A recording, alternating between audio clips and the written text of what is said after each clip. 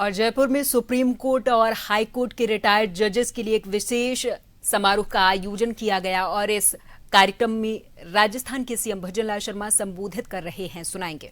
भी परिवर्तन देखा है कि जब से लेकर के आज तक अपने आप में महसूस होता होगा कि कितना बड़ा परिवर्तन आपकी इस पीढ़ी ने देखा है। आप बहुत ही सौभाग्यशाली हैं जो ये देश और दुनिया के अंदर होते हुए परिवर्तन को आपने देखा है। इसलिए मैं आपसे यह भी कहना चाहता हूं कि प्रदेश की जनता की ओर से आपका अभिनंदन भी करता हूं। साथ ही इस सम्मेलन में सम्मानित हुए सभी माननीय न्यायाधीशों को बहुत बधाई और शुभकामनाएं भी मैं देता हूं। आपने अनुभव किया है कि समाज के अंदर आवश्यकता है वो न्याय की अवधारणा में जिस तरह से आपने प्रो करके अंतिम पायदान पर खड़े हुए व्यक्ति को जिसको न्याय की आवश्यकता है उसके दर्द को आप महसूस करते हैं, क्योंकि वहां से आप निकल करके आए हैं। तो मैं कहना चाहता हूं कि आपने परोक्ष रूप से अपनी आंखों से वो सारा कुछ देखा है, क्योंकि व्यक्ति को अनुभूति तीन प्रकार से होती है। या तो देख करके होती है, या सुन करके होती है, या पढ़ करके होती है, और इसमें श्रेष्ठ जो होती है वो देखने वाली है। वो देखने वाली है और आपने देखा है। तो निश्चित रूप से आज जो हमारा राष्ट्र न्याय के प्रति हमारी संवेदनशीलता, ये उस अनुभूति का ही कारण है। जब हम देख पाते हैं तो कर भी पाते हैं। आज के इस कार्यक्रम भारत के आदरणीय मुख्य न्यायाधीश महोदय के सम्मेलन में पधारने से इस कार्यक्रम की गरिमा और बढ़ गई है। यह आयोजन न्यायपालिका, विविध सेवा संस्थाओं और सेवानिवृत्त न्यायमूर्तियों के अनुभव को समाज हित में जोड़ने का एक महत्वपूर्ण मंच है। विधिक सेवाओं को अधिक सुलभ और सशक्त बनाने के लिए उपलब्ध कराए गए मल्टी यूटिलिटी वाहन के लिए मैं नालसा का धन्यवाद ज्ञापित करता हूं। मुझे पूर्ण विश्वास है कि आज इस सम्मेलन में आप सभी जो विचार विमर्श करेंगे उससे देश की विधि और न्याय व्यवस्था को बहुत लाभ मिलेगा। हमारे देश की न्यायपालिका हमारे लोकतंत्र का एक मजबूत स्तंभ है। न्यायपालिका कानून और संविधान के रक्षक है जो हर नागरिक को समान अधिकार देता है। हमारे देश में आज भी गरीब, किसान, एक मजदूर, एक आम नागरिक सभी ये विश्वास रखते हैं कि अदालत में हमें जरूर न्याय मिलेगा। ये विश्वास आप जैसे न्यायमूर्तियों ने अपने निर्णय से, अपनी ईमानदारी से और अपनी निष्पक्षता से बनाया है। भारत के सर्वोच्च न्यायालय और उच्च न्यायालयों ने देश के इतिहास में ऐसे अनेक ऐतिहासिक फैसले दिए हैं जिन्होंने करोड़ों लोगों के जीवन को बेहतर बनाया है। चाहे वो मौलिक अधिकारों की रक्षा हो, पर्यावरण का संरक्षण हो, महिलाओं का अधिकार हो, भ्रष्टाचार पर प्रहार हो, ये न्यायपालिका हमेशा आगे रहती है।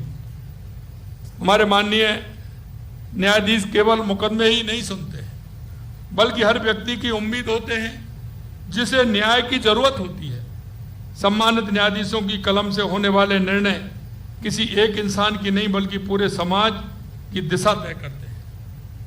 आप जब सेवानिवृत्त होकर भी इस सम्मेलन में आए हैं तो ये सिद्ध करता है कि आपके न्याय के प्रति समर्पण सेवानिवृत्ति के बाद भी कम नहीं हुआ है। मैं आपके इस समर्पण को नमन करता हूं। एक मेरे मन में हमेशा आपके प्रति जो जनता का सम्मान देखता, क्योंकि आप जो कहते हैं समाज उसका अनुसरण करता है। समाज में आपका विश्वास है, आपके एक वक्तव्य को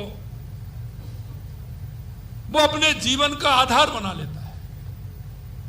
आप जब कुछ कहते हैं तो वो 50 लोगों करके जाकर के कहता है, क्योंकि आप न्याय की प्रतिमूर्ति हो। आपके प्रति समाज में जो सम्मान है और उस सम्मान के कारण समाज आपके पद चिन्हों पर भी चलता है। आप जो कहते हैं उसको मानते हुए जीवन का आधार बनाता है और उससे समाज में एक जो सकारात्मक वातावरण बनता है। निश्चित रूप से मैं कहना चाहता हूं कि आप जो भी दिशा देते हैं वो समाज के अंदर उसकी मान्यता मिलती है और जब समाज उस मान्यता को आगे बढ़ाता है तो समाज के अंदर सकारात्मक परिवर्तन होता है और वो परिवर्तन हमारे न्याय की आधारशिला बनता है। इसलिए आपका काम हमेशा चलता है। आप सेवानिवृत्ति के बाद भी आप समाज को दिशा देते हैं और समाज आपको उसी आधार पर सम्मान से लेकर के, आपके विचार से लेकर के समाज में प्रकट होता है। ये कार्यक्रमों के माध्यम से जो आपका अनुभव, आपकी विद्वता, आपकी न्याय दृष्टि देश की अमूल्य धरोहर है। आपके अनुभवों में आम जन में विधिक जागरूकता बढ़ाने, वैकल्पिक विवाद समाधान से मुकदमों का बोझ कम करने में सहायता मिलती है। नए न्यायाधीशों के लिए नए कानून की बारीकियों का समझने में आपका मार्गदर्शन मिलता है और नए जो न्यायाधीश आते हैं वो आपसे प्रेरणा लेकर के वो अपने जीवन में कोई ना कोई आधार बनाते हुए वो आगे बढ़ते हैं। ये भी हमारे समाज को एक दिशा देने का काम होता है। आप जो कहते हैं उसमें उस व्यक्ति के मन में जीवन में वो दर्पण बन जाता है। नए न्यायाधीश आते हैं, जब आपसे मिलने जाते हैं तो वो कुछ ना कुछ आपसे सीख करके आते हैं। और मैं कई बार कहता हूं जो अनुभव वाले लोग होते हैं, अगर उनका 10 मिनट का समय भी मिल जाए, 10 मिनट उनकी बात सुनने का मौका भी मिल जाए, उससे बहुत कुछ सीखने को मिलता है। मैं मेरे युवा साथियों से कहना चाहता हूं कि ये आप निश्चित रूप से करें।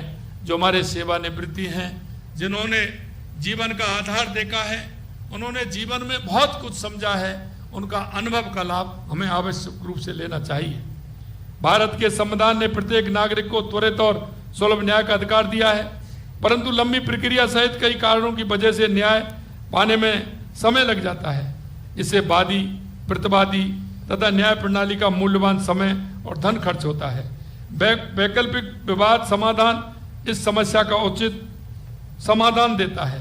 पहले मैं देखता था कि गांव के अंदर जो ग्राम पंचायत होती थी उसके अंदर न्याय पंचायत हुआ करती थी और उस न्याय पंचायत का इतना बड़ा महत्व था क्योंकि उसकी प्रोसीडिंग उस समय भी जो न्याय पंचायत का सेक्रेटरी था वो पूरी पंचों से लेकर के आगे पहुंचाता था।